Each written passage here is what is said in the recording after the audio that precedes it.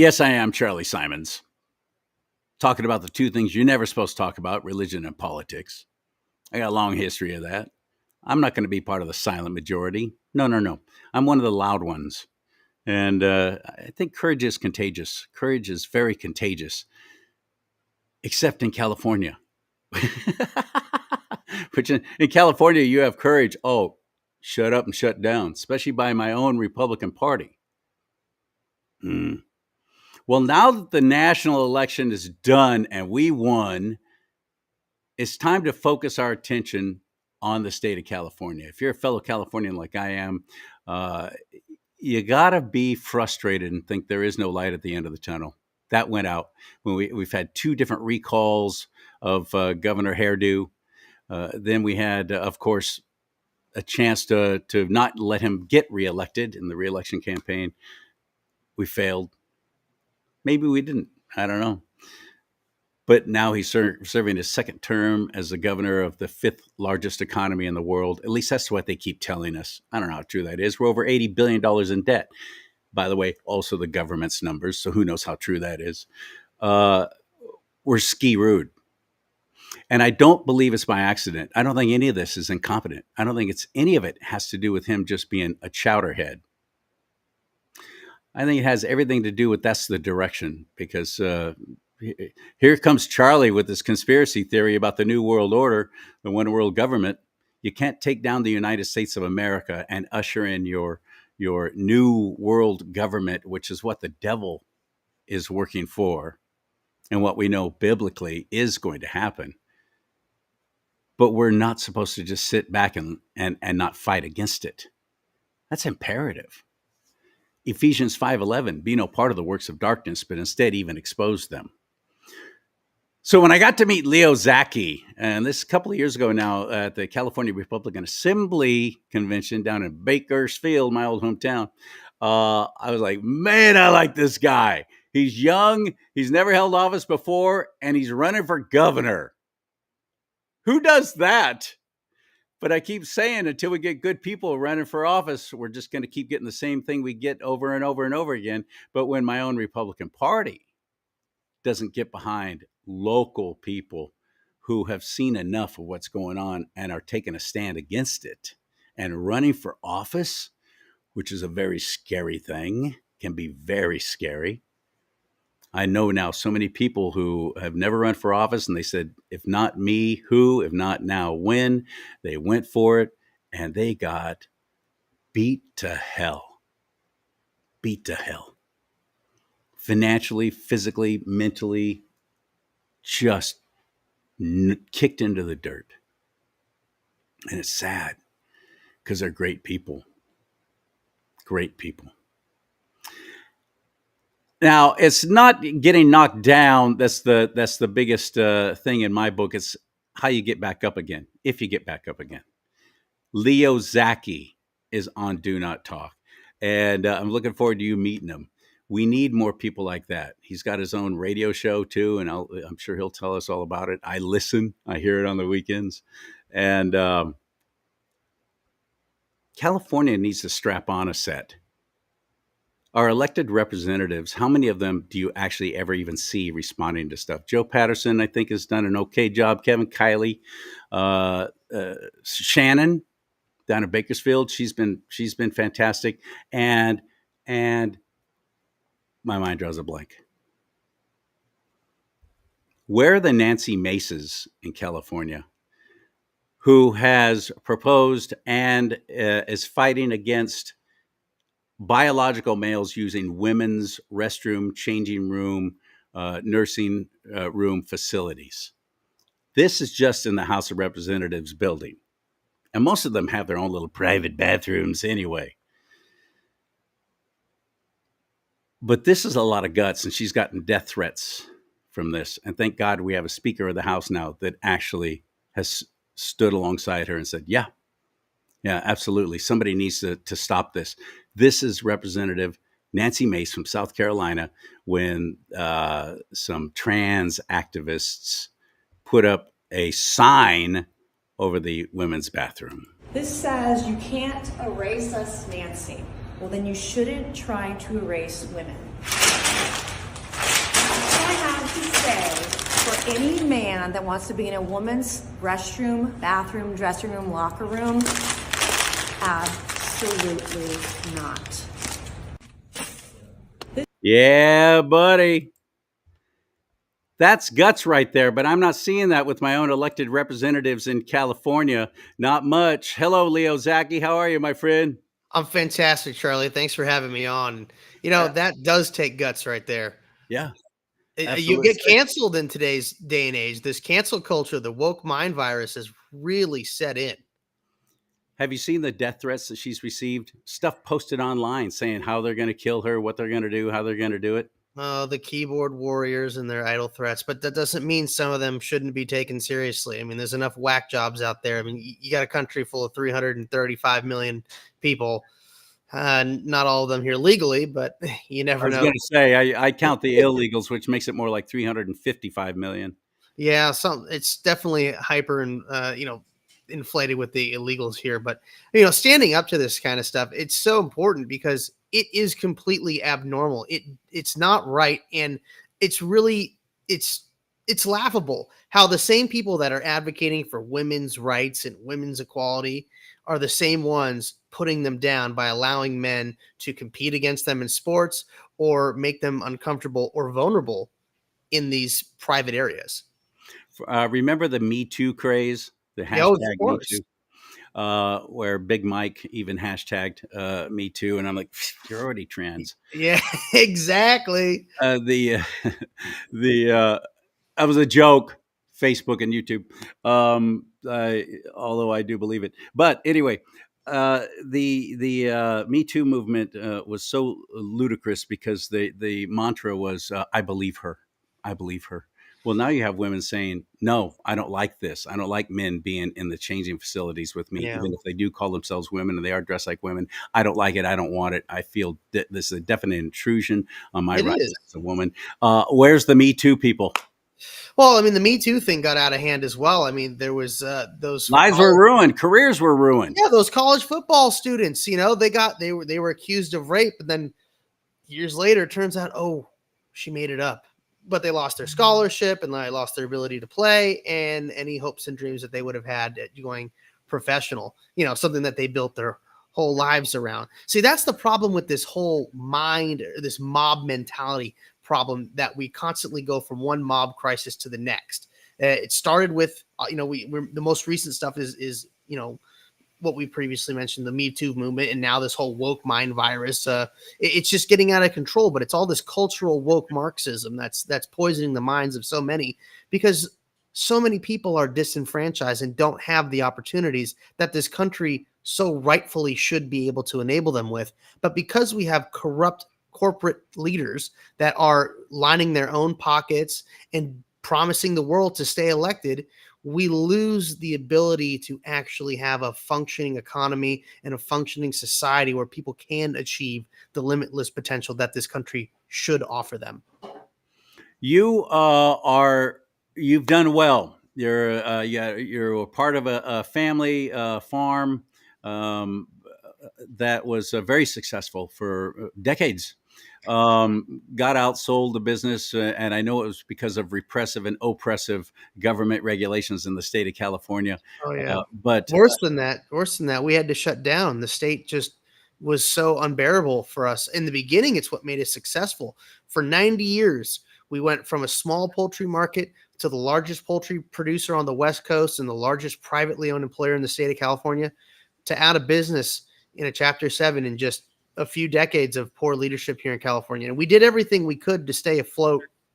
And we believed in the people of California and we believed in Donald Trump being elected. But you can't stop the woke mind virus and the Marxist agenda that Gavin Newsom put the last nails in the coffin for our business. And unfortunately, we had to shut down and we lost a lot.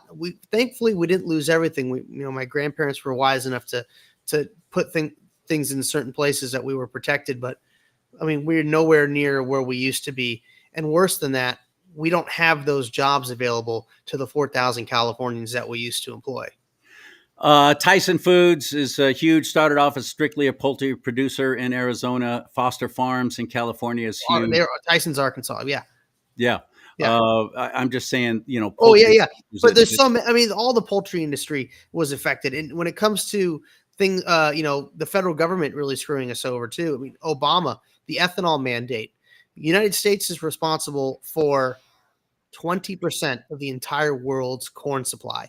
And the vast majority of the corn that's raised is for feedlot, for animals.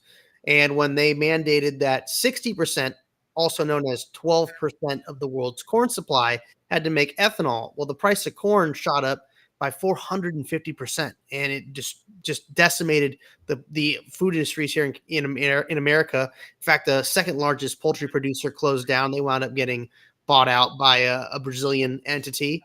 And, on top of that, 25% of the chicken that's consumed in the United States is actually produced in Brazil. Not because we can't raise it here, but because when you're playing in a global market, it's so much cheaper for them to make it there and ship it here. Not by accident. No. They want to destroy private ownership. They want to destroy the independence of the American to be able to be self-reliant and self-sufficient and not need the government's handout. Because if they can remove that element to where there's a middle class and people can then find their dependency on a middle class or even join the middle class by creating something for themselves, that's a threat. Independence is a threat to a dictatorship. And that's exactly what they're moving us towards. Yeah. As California goes, so goes the rest of the nation. If this great state is financially devastated and destroyed and collapsed, it will take down the rest of the nation, period. I don't know how we stop it because it's obviously at this point, to me, so carefully orchestrated, it's not an accident. Well, But am I a conspiracy theory guy? Are they doing this on purpose just to bring down the U.S. so they can usher in their new world government, or am I talking crazy? no, Charlie, I think you're just 6 months ahead of everybody else. That's the reality. All these quote unquote conspiracy theories, they wind up being true with enough time. And they are doing this intentionally, no doubt about it. But I know how to get California out of this mess. But it's going to take competent leadership, and I'm going to have to be at the helm. We can't sit back. We can't stand idly by and allow this to continue. Everybody in California right now is feeling the hurt, whether it's the economy. I mean, the economy is the big issue, or it's crime, or they're seeing a lapse in education for their children. This isn't how life should be. And worse of all, anywhere I go around the country and I tell people that I'm from California, I get the same reaction. Yeah. Oh, geez. And they just assume that I'm just some lunatic. I mean, they call us the land of fruits and nuts. Right. And I mean, it's obviously a play on words because we are the land of fruits and nuts in both senses of the word. But the problem is we're not providing enough ability for our farmers to produce those fruits and nuts at an affordable means so we can be competitive. Again, not by accident. Look at the I-5 corridor. It used to thrive with ranches, feedlots, farms, or orchards everywhere, and then the whole snail darter Delta smelt thing, yeah, which is not even native to the Delta of Northern California. And they can't even find it anymore. And look, if you wanted to keep it and preserve it, capture it, put it in an aquarium, keep them alive there. Then let's fix the water problem, not dump it to the ocean, but let's build up our reserves. Let's invest in water infrastructure. Let's dam up the concreted rivers that we have in our metropolitan areas. Let's actually harness the snowpack and capture that as well. Let's build the desalination facilities that have already been approved by the state. Build up a robust water reserve, and then you don't have to worry about having low levels in the river. And you can. We voted for that. Everybody seems to forget that we voted for that about 8-9 years ago. Overwhelmingly, huge majority said yes. Set this money aside to build reservoirs, to build dams, to start storing this water instead of just flushing it out into the ocean. What happened? What happened? Well, you had the environmentalists go crazy. They went to these survey makers, these university study people, and they said, show us this result and work backwards from it. It's really that simple. It's corruption. And everybody's like, oh, well, science would never lie to us. Oh, yeah. Really? I think we just went through 4 years of that. People will do things for money. especially whether it's the government Especially or not. research scientists Of will do course, it. they love the money. How could they not? Oh, we're going to pay you this much money to give you the result that you asked for. Sure thing, we can do that. Oh, look, here's our accreditation. We're somebody legitimate. Yeah. Please, it's a crock It and it's is. a scam. And the media is complicit. So how do you fight against it when the media is sitting there telling all of us? And unfortunately, in California, more than half of us are still turning to legacy media, which is sad and bizarre to me. But because I stopped trusting them a long time ago, but I've been in the Mhm. media my entire life. I know what they're all about. I know what liars they are. Biggest lie they tell is by omission, never even telling you what's really going on. Of Nobody course. talking about these kind of things that we vote for. We pass overwhelmingly. Another one, just a few also about the same time, I think, if I remember right now. No, it was probably about '08. We overwhelmingly said, yes, we don't want to be on this time change thing anymore. We Yeah. What happened to We that? all voted for that, but no, but We what did. we voted for was for them to be able to bring it up in legislature to then vote on it. That's what we voted for. I don't know if they've brought it up since, but I mean, I think the time change thing is silly. I'd rather do what Arizona's doing. Just stick with what it is. I hate that it gets dark at 4:30 here right now. Yeah. It's not. I don't like it, and in fact, there are studies that would even show it's more dangerous for people on the road, especially during the rush hour times. But yet So, the media doesn't show those stories anymore. oh, Doesn't why cover would that research anymore. They're all so on board, so in bed with anything that the left does because most of them are on the left and they're well, doing the devil's work just as quickly as possible for his time is short. of course. So, how are you doing? You're a young guy, Yeah. never held office before, and you're running for the highest office in the state of California. What are you hearing? What are you feeling about all of it? You got 2 years out. Well, less than 2 years now. Yeah, I got about 15 or so months till the primary election. I'm feeling really good. People know my name around the state. It's amazing when I go places and people are like, I've seen you before, or aren't you running for something? And that's really reassuring. And well, I've got people getting behind me with some big money, which is really fantastic. I'm really thrilled about that. I've got a great vision, and I'm just growing my name recognition. I travel all over the country, meeting all the movers and shakers in the conservative sphere, telling them that California is not a lost cause, that there is hope. And with your support and your help, we can make that a reality. And they see it when I present my plan to them. And I have a lot of different pieces to it, but I think the core principles are going to have to revolve around the affordability for folks in the state, whether it's for their own personal lives or their businesses, also the homeless crisis, crime, and water. And I personally, as a farmer, my background is being in agriculture. My family's business, Zaki Farms. I mean, we raise chickens and turkeys, but it's very water intensive. Water is the key foundational item here for California because agriculture is what makes us the world's fifth largest economy. As we are falling into seventh, we need to have an abundance of water to produce food in larger volumes. You add low taxes, less regulation, and I'm not talking about removing safety regulation. Anytime regulation is brought up with people on the left, they immediately go to safety. I'm not saying make things more dangerous. I'm talking about make things less arbitrary and rigorous and barriers and financial barriers for people to be able to produce. Or the government creating yet another bureaucracy like they've done with the California Air Resources Board, Yeah, CARB. the carb. Yeah, the carb is another thing that was devastating to us. When carb got implemented, we had to give up our fleet of trucks. We used to own our own fleet of trucks. It got to the point where it was not viable to own a fleet of trucks because of all the regulations and all the costs and fees that went to managing that. It became better off for us to pass those difficulties on to a leasing company who specialized exclusively in freight. And that was their whole bread and butter. But even now, with the rules that CARB is putting forth, all the inspections that the trucks have to undergo, it's becoming very cost prohibitive.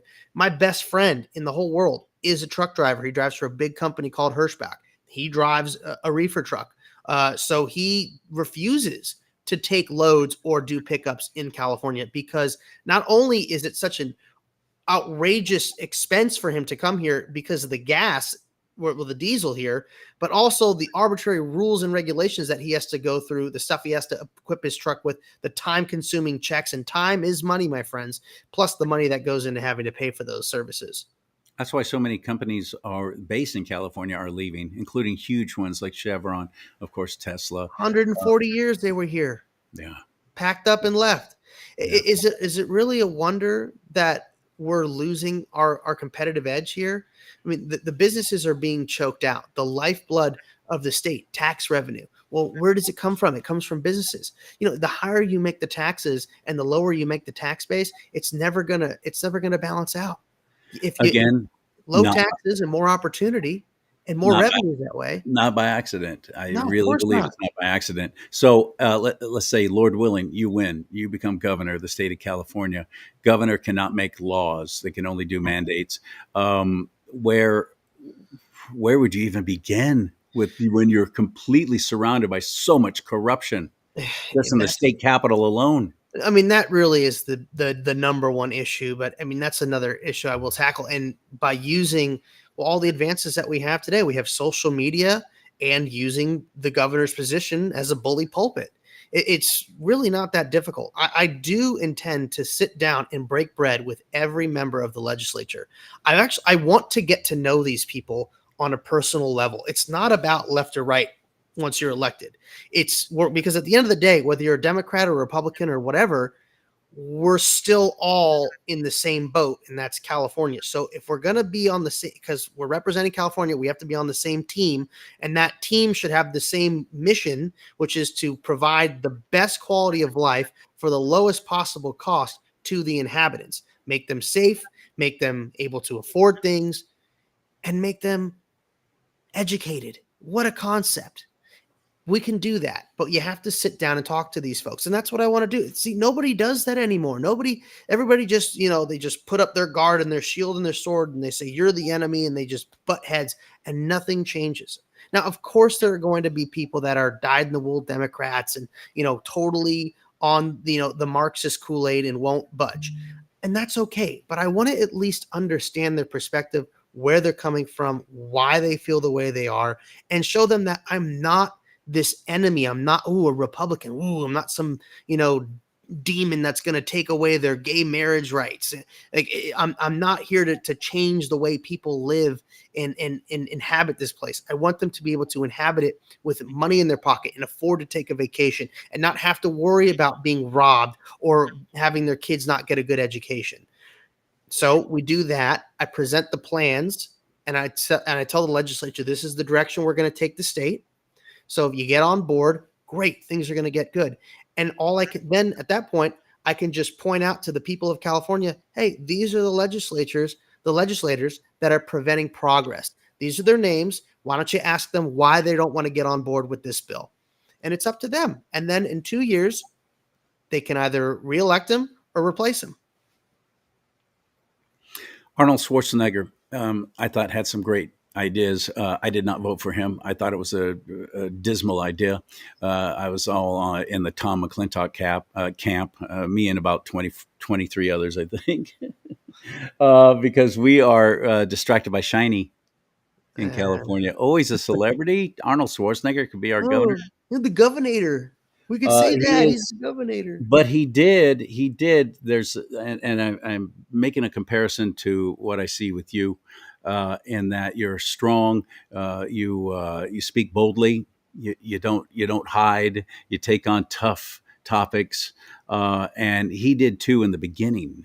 But he had unions going after him. Everything he tried to do, everything he tried to fix with the pensions, ridiculous government contract pensions and salaries and benefits and so on, that's going to break this state, and already is. We're over $80 billion in debt. And again, that's what it is worse. I know it's worse. Yeah. I was just going to say, because that's the government telling us how much we're in debt. So just the pensions alone were 1.1 trillion in debt, and that's constantly rising. Overall, the state's about $3.5 trillion in debt, also known as 10% of the national debt right now. Oh yeah, no, we owe a lot of money, and they just continuously rob Peter to pay Paul when it comes to the state right now, like borrowing from the excise tax every year for other essential things. And of course, Newsom loves to tout about the surplus he created during 2020 when everything was shut down and there weren't the government services being provided, so those expenses weren't being made. So voila, surplus. But it didn't go to paying down any of the debt. God forbid we would do something smart like that, or find a way to maybe cut the spending. Wow. But no, not at all. And every year we're about $2 billion over budget, and we spend $4 billion on illegal immigrants. Now, what if we just stopped taking care of the illegal immigrants? We'd create a $2 billion annual surplus that we could use to help pay down that. I mean, it's going to take a hell of a long time at just $2 billion, but it's a start. And I'd rather start than continue to fund this charade that everything's wonderful and hunky dory when it's not. You will have something that Arnold Schwarzenegger did not have, because there weren't so many of us now getting our information from alternative media. So many of us getting it from, as you said, social media. You can reach us far more successfully directly and talk to the citizens of California than Arnold Schwarzenegger ever could. He tried, oh, they're goodly men. And he'd get his little sound bites, on the NBC Nightly News with Lester Holt. It wasn't Lester then, though. But you get my point. You have been afforded more possible ways to let us know what's really going on the inside. And I think that's vital. I think that's integral. We need to know what's really going on, because we're kept in the dark here, aren't we? Well, transparency is key, and that's something that I think is absolutely paramount, not just in government, but in any business. And that's something I learned firsthand when I was vice president of Zaki Farms. I took that position because it gave me a lot of flexibility to where I could move throughout the company as needed to understand where things were falling short and where things were doing well and how we could improve, and also just bring the communication together from all the different departments. When you're working in a business like that, you've got processing, you've got the live side, you've got obviously the executive side. So there's a lot of pieces where they're not all necessarily communicating regularly as they should, and helping them bridge those gaps of where there was a disconnect and how what one department did impacted another department, and so on and so forth, to help get a better result. So transparency is 100% key. And part of that transparency will include me addressing the state on a weekly basis, giving them an update to what's going on and how things are going. I mean, why can't we have that communication from the governor's desk? You would think that should be part of just a regular leadership position. Yes, I would. Instead, our Governor Hairdo, remember, he was not even showing up for State of the State speeches and so on. Oh God, and it's just so insulting too when he shows up and he's just like, he's so smug, and he doesn't even dress the part. He's just so lackadaisical because he's so overly entitled and has such a hyperinflated self-worth when he's literally in charge of the most broken state in the nation. You realize that we are dead last in education? Yeah. Dead last. How about Why that? is that something to be proud But of? yet he went to Washington, D.C. for a nice little photo op with his jacket draped over his Oh, shoulder. he's so stylish. He's so cool. I'm here to work. Oh, But why he went to D.C.? Do you know why he was called to D.C.? What he was there to accept? I'm Do you sure. remember? Some award for being a great ass kisser. No, it was for excellence in education. Oh, geez. What a joke. What a joke. We're dead last in education. Our students in California are not even reading at grade level. In fact, the vast majority are reading at least 3 grades below grade level right now. This is insulting. And anybody sending their kids to schools here should be very upset and concerned, especially with the nonsense garbage that they're pushing in the schools too. Plus the unsafe environments, like the whole, unisex, bathrooms, and, here's a litter box to, defecate in, little Timmy, because you're a cat now, right? And don't worry, we won't tell your parents about it. It's ridiculous. In fact, the way we're going to help solve this problem is by giving parents the ability to choose where their kids go to school. We need to increase the level of competition in this marketplace, because competition breeds excellence. You would be taking on the CTA, which is that's California Teachers Association. Doesn't sound like a union, but it is. Mm-hmm. And it's the largest union in the United States of America, larger than Teamsters when it comes to money and people who are members. Oh, more bureaucracy. That's bizarre. You'd be totally up against the CTA, which would, like they did to Schwarzenegger, they threw millions at campaigns to try and shut him down and stop anything. There's plenty of schools. It doesn't have to be public. It can be private. It can be religious. It can be a trade school. It could be a charter school. homeschool. You know, why aren't we helping the kids get proper educations? There's teachers in all of those. They should be able to get the money that's awarded to the public schools should be able to go to the kids, well, to the parents to make the decision on where it goes. And then they should use it for that. Like, but we have to put things in place that won't allow them to have the tuitions go out of control, like we've seen with all the student loans that were going out. That's the only caveat. That's the one protection piece we have to really focus on when we put this together, is that it doesn't you don't see that happening where the schools will start to take advantage of that. I want competition to be there, because if you have better education at other schools that are entitled to the same money, then you would hope that the education in public schools would increase, because they want to get that money back in. Kamala Harris is going to run for governor of California. I'm convinced. Well, she owes $30 million to her last campaign, so why not go scrounge up some more money to do that here? I'm sure she'll leave that campaign in debt as well. Uh-huh. What are the odds? What are the chances, do you think, in a state that not even one delegate voted for her when she ran for president? Yeah. What do you think are her odds here in California, knowing what we know about our own fellow Californians who are, again, distracted by shiny? Well, I don't think she'd make it, for a multitude of reasons. One, she has no policy. And, well, the whole nation's waking up to the fact that she's... Well, if I may, Sure. Jerry Brown didn't either. He ran against Meg Whitman. He comes back after serving 2 terms. He decides, I'm going to run again. He literally went at, because Meg Whitman on her website spelled out absolutely everything that she's going to do to make things right and good again. And the media approached Jerry Brown. Well, what about this? You don't have anything like this on your platform, on your media. And he goes, well, I won't know what needs to be done until I get in there. Yeah. So he didn't have any policy either, but yet he won 2 extra terms. Well, I'd say things have changed, especially with the social media, that now everybody's hyper connected nowadays. I don't think that was the case back when Jerry Brown ran again. I really see that people are far more in tune with what's going on politically, because it's clearly affecting their lives. Parents have seen a glimpse into what's going inside the classrooms because of the COVID scamdemic. They're feeling the pain at the pump. They're feeling the pain at the grocery store. And they're just sick of being lied to. People aren't as dumb as, the Marxists really think and are trying to breed us to be.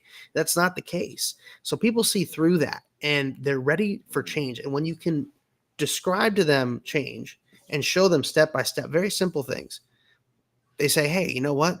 That actually makes sense. And that could work. In fact, it will work. Where do we go from here? How do we get in touch with you? How do we help?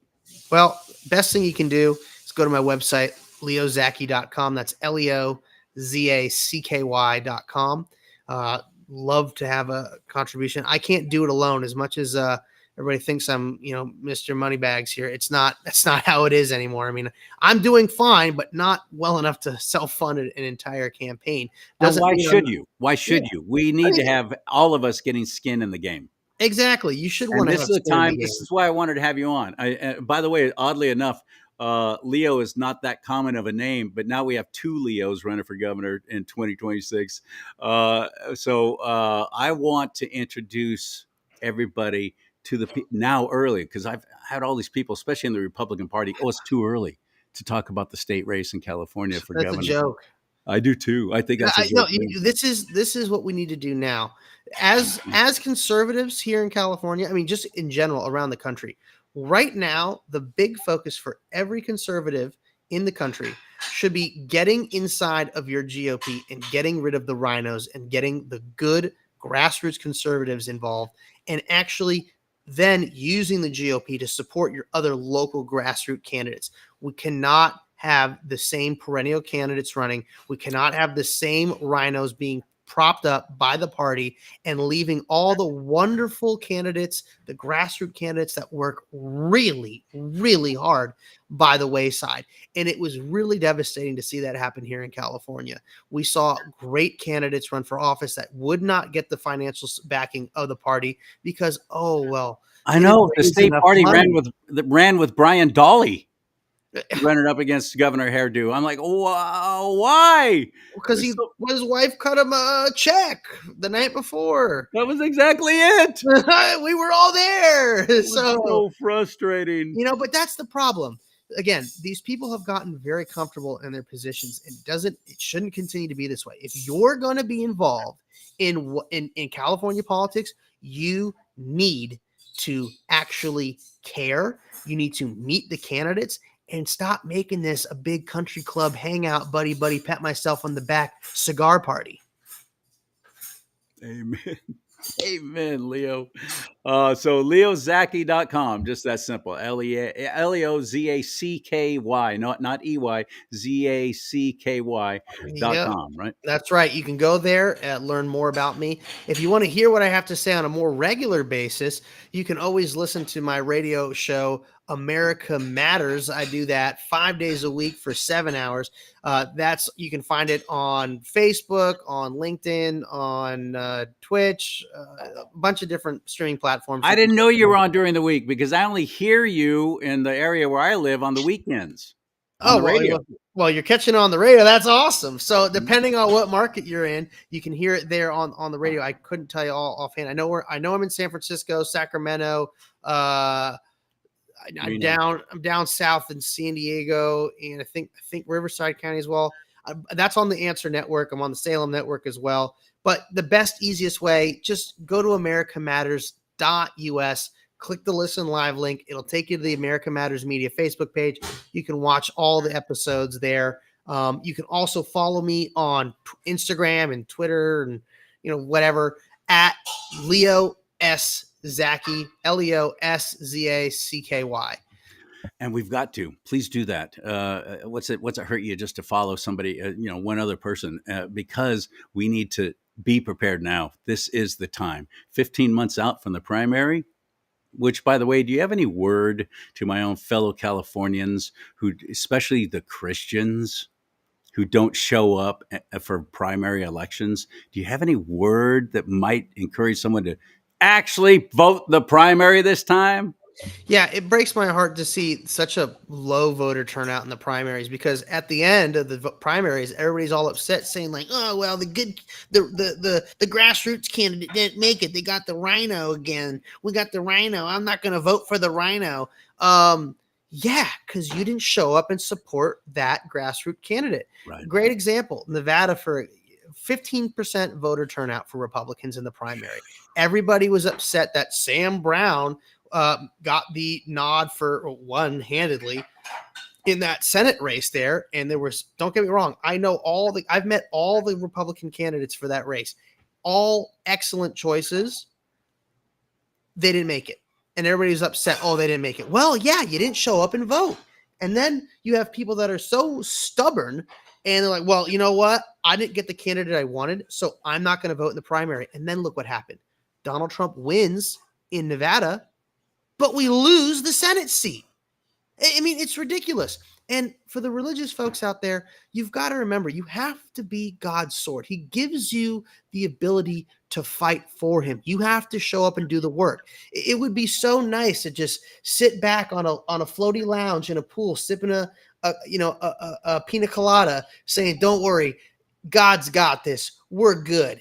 No, it doesn't work that way. You have to go out and you have to throw yourself into the fray and put on the armor and pick up the sword and go to battle against these demons. Because if you don't, they're going to win. Bring up the talents that Jesus, a parable he told about the 3 different servants that got talents, different amount, 1, 5, 10. And what did you do with them? And the one who said, well, I just hid it away and I didn't do anything because I didn't want to lose it for you. That one servant got treated very poorly and paid for lack of action and actually doing something.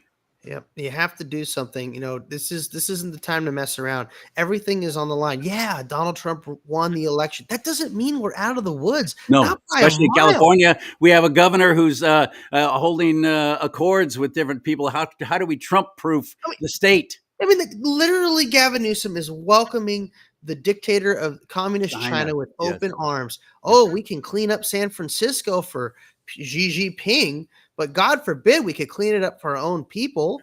God forbid we could do that. Oh, we've got Chinese communist agents in California overseeing the scared CCP controlled minions that they have here waving communist Chinese flags. That's okay. In what reality is that okay? I don't think so. No, do I. But I think the CCP has been controlling the state of California for quite a while now. Well, it blows my mind too how people like Eric Swalwell can get reelected in the margins that they do. And let's talk about that. John Garamendi, 79 years old, Bay Area, East Bay clown, a slug who's been in nothing but the government, sucking at the government teat for decades, his entire adult life. And he gets reelected this last election. I was all about Rudy Rosselli. Go win, buddy. No, John Garamendi, 79, and just early this year, diagnosed with a rare blood cancer, still won re-election. Did we not learn anything with Dianne Feinstein dying in office? What is wrong with these Bay Area people? Well, it's, again, Trump derangement syndrome and the whole woke nonsense. People are just completely brainwashed. But imagine if our GOP invested the money that they get and maybe partnered with the national GOP and said, hey, we want to do a big Republican revitalization and information program here in California to help inform voters, not Republicans, but all voters, about what our policies are, what we stand for, and why we are the better choice. Imagine if they actually did something instead of just hang out and smoke cigars by the pool in San Francisco. I wonder if we'd get something done. I know we would. They're smoking something. I don't know if they're cigars. But Leo, you're fantastic. I think you're a treasure. Every time I see you and get to talk with you, I always enjoy it so much. And so I'm excited to finally have you on the big show here on Do Not Talk. And thank you, my friend. And we will follow along. And you and I are going to be talking a lot in the future. I really appreciate it, Charlie. Thanks for so much for having me on. It's great to be here. It's great for me to introduce myself to your audience and to let them all know that there is hope. I have great ideas for the state. We're going to turn it around. We're going to have water in this state. We're going to make money exporting water. We're going to actually use the oil that we have in California. We're going to bring down the price of gas. We're going to get rid of all the red tape in industry to make things affordable here again. There are so many opportunities.